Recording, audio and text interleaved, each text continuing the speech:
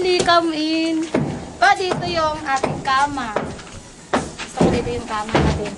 Para habang nakahiga tayo ng ganyan, nagyayakapan, nanonood ka na ang nagbabasket doon. Ayun. Tapos ito yung isang bintana. Para pag may bisita ka, silipin mo ng ganyan, kita mo na. Dito ilalagay yung aircon.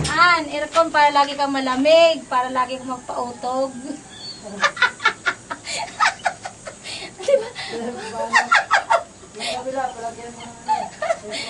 Diba? Utog-utogan ka talaga nito. Yung kwarto mo, ang ganda, ang laki. Ayan mo, gusto mo malaki, diba? Para maka-baby ko pa ulit. Yan, may terrace. Malapit na rin mayari. Kunin mo yung laki na. Tapos, tayo sa terrace. Puro mga sliding door yan, ha. Sliding window pala. Sliding window. Oh, ito yung sala.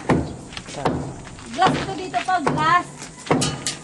Dito glass ilalagay natin para maliwanag, hindi katulad sa baba.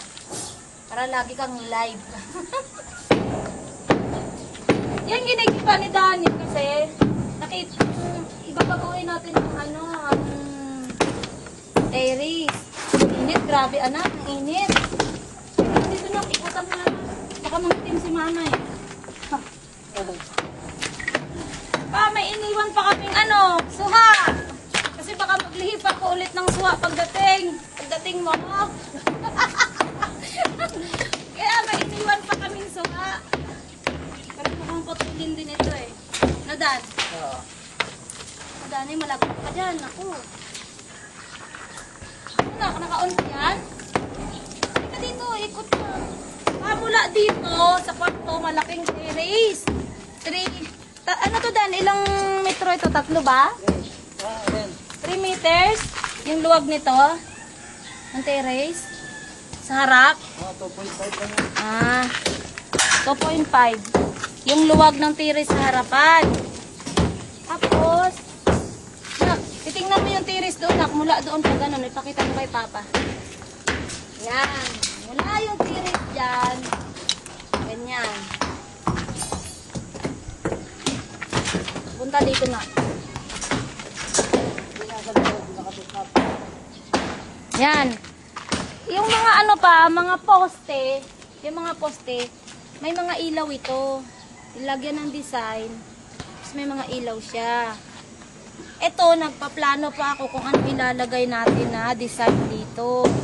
Kasi parang yung ginawa ni architect, parang hindi ko pa siya type, hindi ko pa gusto yun. Kaya nag-iisipan ko na kung ano yung magandang i-design dito. Okay na ba sa'yo yung taas nito? Tataas mo ito ng unti, ganyan. Meron kasi may design to buhos. May buhos itong nasa ibabaw. Nakatingin, naka-on ba yan? Ano nga yun? Dani! Ano ba yung dito? Buhos? Precast. Ang tawag pala doon. Precast. Para pwede siyang tungtungan ng halaman. Sinsya ka na kasi nabubulpangit na ako.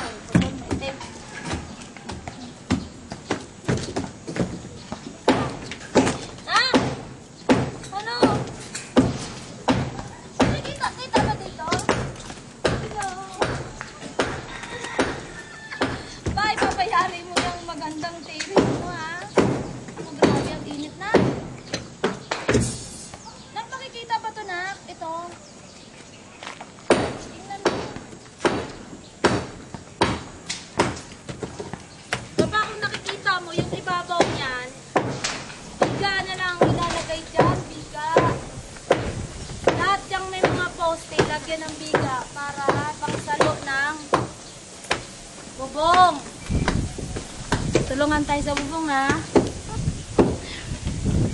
Anak, wag mo na akong kunan nak. Malapit na eh.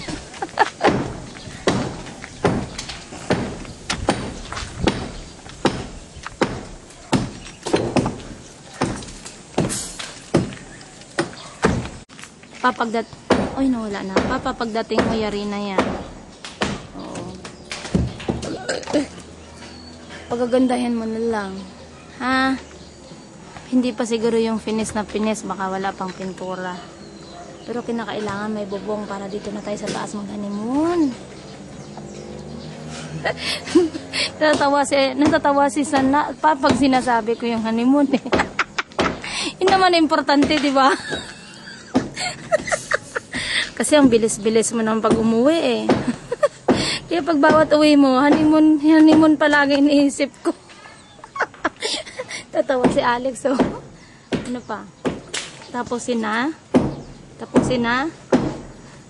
Ano na? Oh. Nandyan nakatambak sa ilalim ito yung mga yerong tinanggal.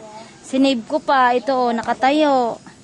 Saka yung mga bakal na kinala sa taas, andyan. Kaya nilagyan ko dyan ng mga tinambak ko muna yung mga lumang plywood para makuberan muna yung